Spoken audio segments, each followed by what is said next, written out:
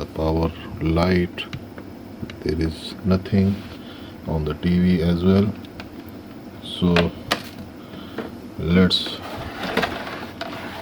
check for its fault.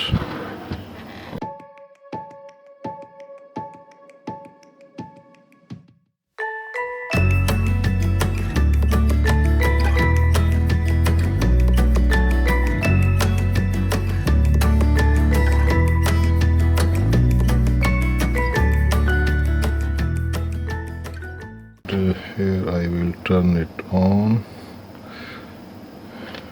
with the help of, yeah, it is on. So the power supply was bad,